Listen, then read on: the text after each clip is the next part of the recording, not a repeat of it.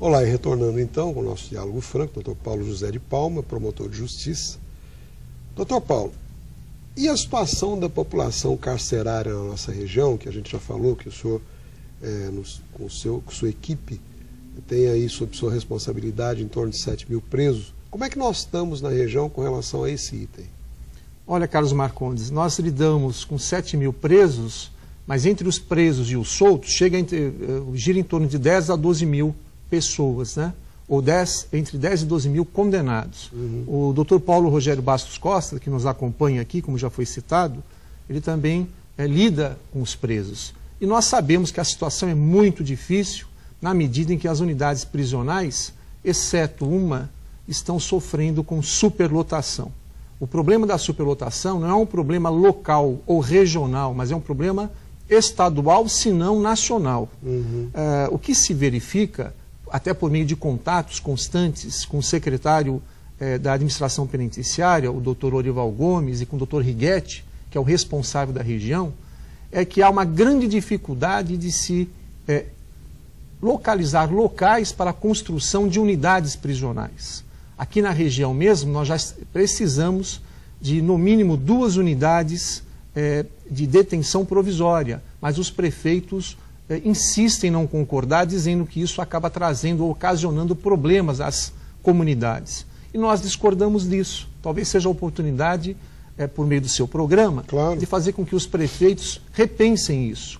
Porque nós não podemos esconder os presos. Os presos são pessoas que vêm das nossas famílias. São pessoas que erraram, estão, infelizmente, recolhidas e precisam ser tratadas com dignidade. No nosso CDP, por exemplo, nós temos... Aqui em Taubaté. Aqui em Taubaté. Nós temos cerca de 1.800 presos no local onde, que comportaria no máximo 800 presos. Então a situação é absolutamente sustentável. Nós estamos oficiando sempre o secretário, cobrando ações, fazendo ponderações, mas por enquanto, em razão, repito, da resistência dos alcaides, dos prefeitos, nós não estamos conseguindo solucionar. Mas o próprio governo do Estado parece que vem maquiando essa situação, né, doutor Palma? Porque providências mais incisivas já deveriam ter sido tomadas. Eu acho que nós acordamos muito tarde para a questão prisional. A sociedade como um todo ainda tem um grande preconceito com relação aos presos. Mas eu repito, nós não podemos ter.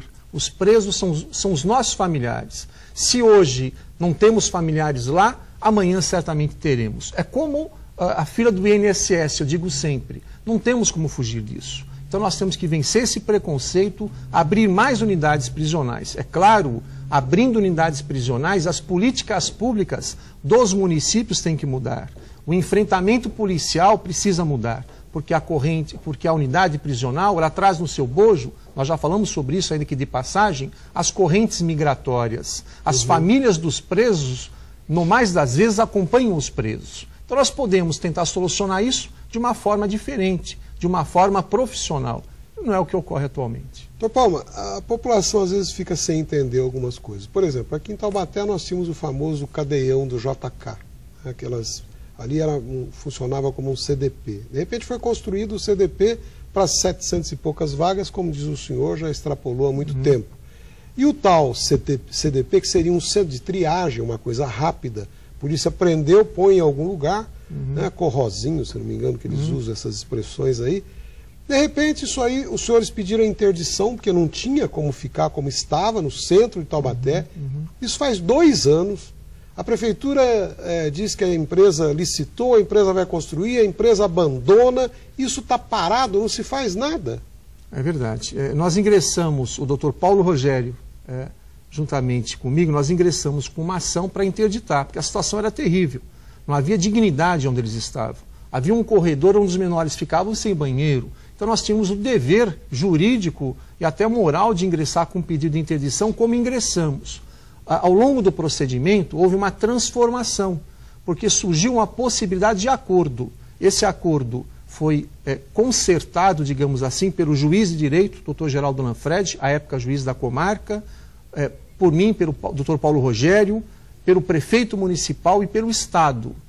Por esse acordo, o prefeito faria a reforma necessária, construindo um centro de triagem pequeno, a Delegacia Seccional de Polícia em cima e o Estado, na contrapartida, daria a delegacia participativa. E deu um grande trabalho isso, Carlos Marcondes. Desculpa afirmar isso, mas moral da história, o Estado não fez nada até hoje, a Prefeitura muito menos, e como fica a sociedade diante disso? Pois é, mas nós demos o início, nós demos a caminhada, porque quando nós assumimos, a situação era calamitosa, então nós tínhamos que agir, mas o início foi dado.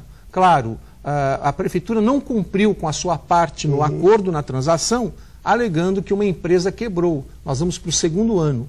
Ainda nesta semana, a Prefeitura tornou a ingressar com uma petição, reiterando, apoiada pela Câmara Municipal, o seu compromisso de fazer. Vai chegar um instante que o Ministério Público vai ter que agir de forma um pouco mais rigorosa. Mas veja, Carlos Marcondes, nós tínhamos que agir e agimos corretamente. Talvez, para fechar a questão, como você mesmo disse, nós tenhamos que continuar... Está na hora de agir novamente, exatamente. Porque realmente esse tempo todo, doutor Palma, não aconteceu nada e está lá aquela situação calamitosa.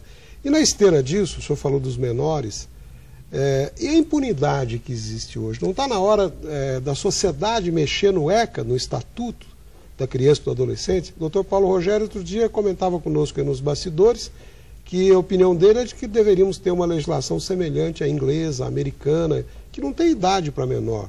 Depende de uma aferição para se verificar o grau de periculosidade, etc. e tal. Como é que o senhor vê isso?